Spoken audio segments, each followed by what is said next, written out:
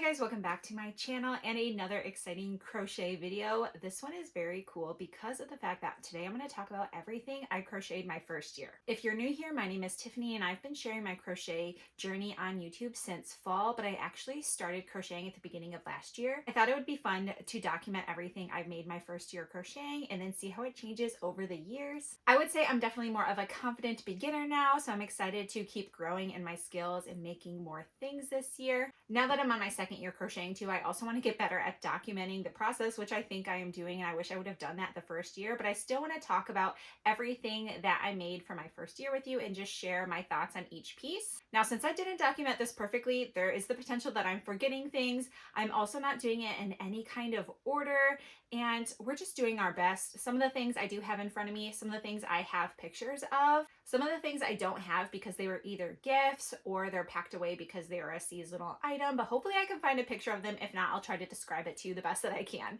I'm going to be using my iPad because it has a list of everything that I made. I did this from memory. This is not something that I kept throughout the year, which I should have done, and I'm better this year at documenting. So next year when we do this video, just a roundup of 2026 in general, hopefully it'll be more organized. So the beginning of last year, 2025, I decided that I wanted to finally take a crochet class, and I did a class in person just because I thought it was going to be best for my learning abilities, and that is totally where everything clicked for me, and I just hit the ground running when it came to crochet. I'm now absolutely obsessed with it, and now I've actually also started knitting. I was just looking for a hobby outside of motherhood, something to calm my busy mind, keep my hands busy, because I am someone who does not know how to relax and I always have to be doing something. And I also wanted to just spend less time on my phone. So that is where that whole journey started. I signed up for a class at my local yarn store. So it's been over a year now since I started crocheting. So let's go ahead and talk about everything I made.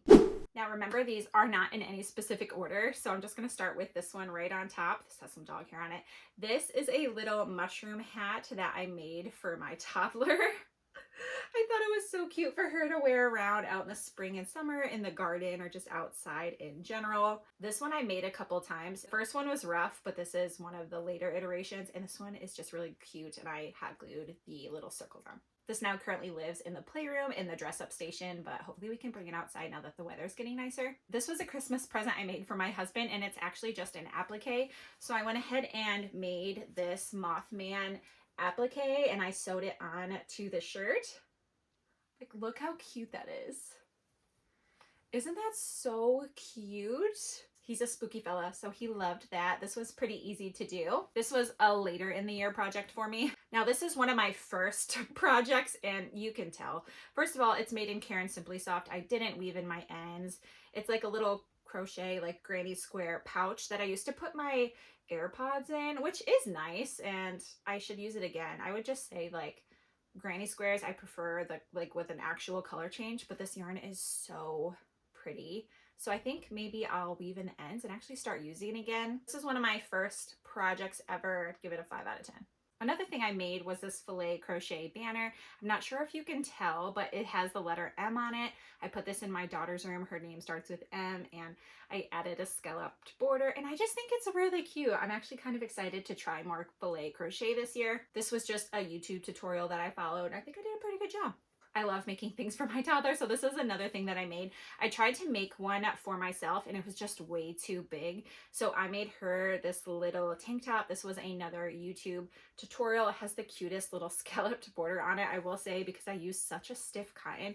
It's just not super forgiving or probably comfortable. So now it just kind of looks like decor in her room on a hanger, but maybe we'll try it on again this year, see how it looks. But I would love to make her more stuff, a little bit more wearable. This is another thing I made that was kind of and I would love to redo it. So they look super cute, and it's these headphones, and as you can see, they're just too big. This was, again, kind of towards the beginning of the year of my crochet journey. I saw Sydney Graham posted these in a vlog, and I was like, those are adorable, I'm gonna make them.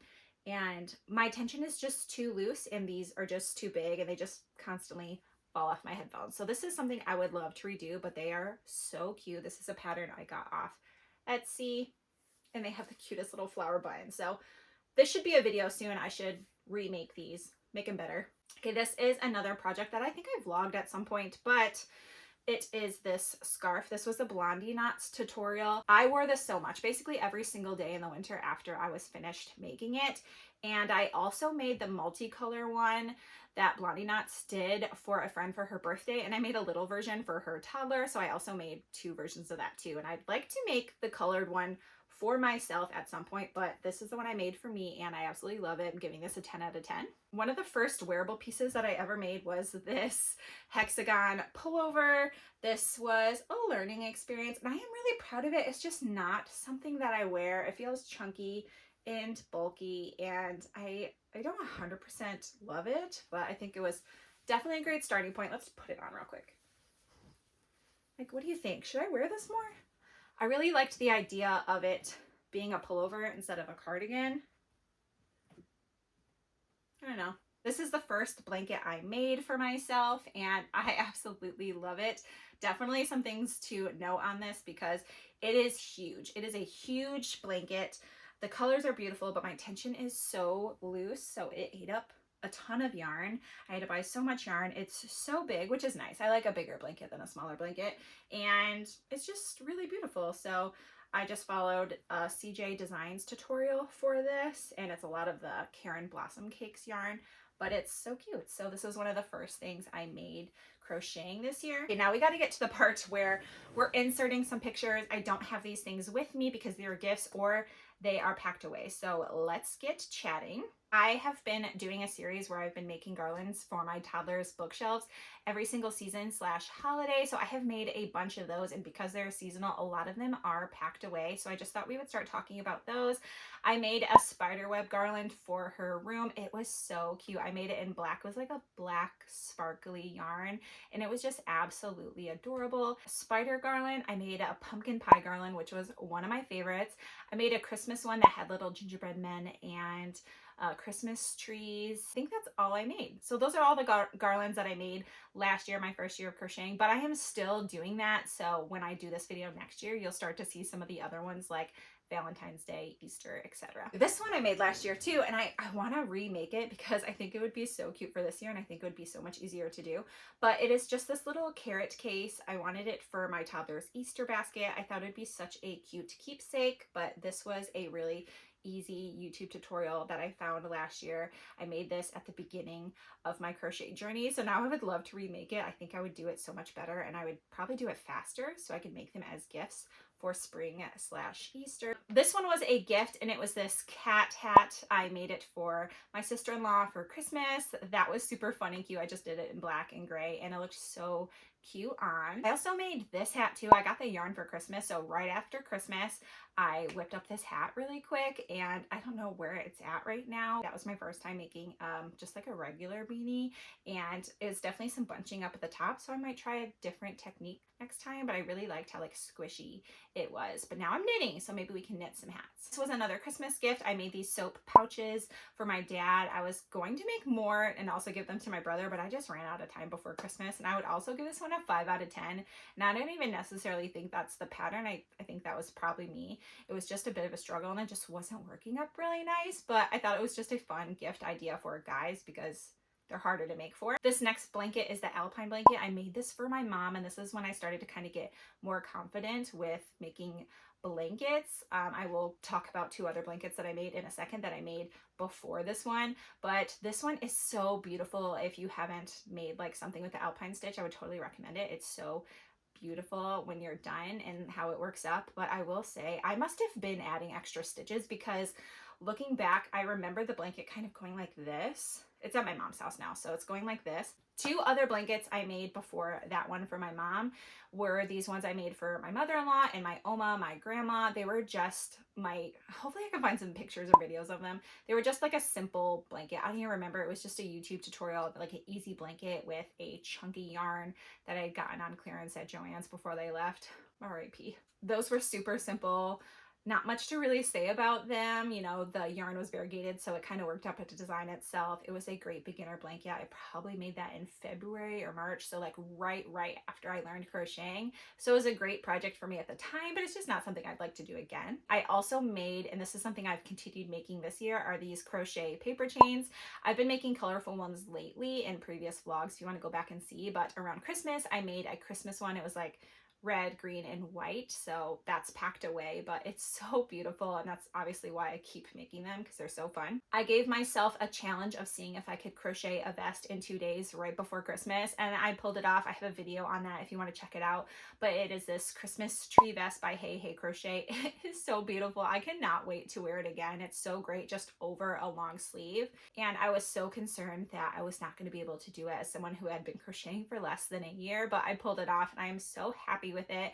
I think maybe this year, maybe I'll block it. I'll steam block it, but I'm really happy with it. Can't wait to wear it again. Another blanket that I made this year, and I made it with a Karen anniversary cake, was this moss stitch chevron blanket for my dad. I absolutely love this blanket, and honestly, I wanted to keep it for myself. I have the yarn right here. I should have just made like a giant blanket, but again, I did the thing where I should have made the blanket wider, and so I didn't make it as wide as I should have, so the proportions were starting to look off, so I just had to stop. But whenever I visit my parents' house, I always use that blanket because I love it so much. Another thing that I made for my toddler, it's in her playroom. It's just this yellow garland just for decor. It's not seasonal, so it just stays up all the time. So I'll just take a picture of it and insert it for you.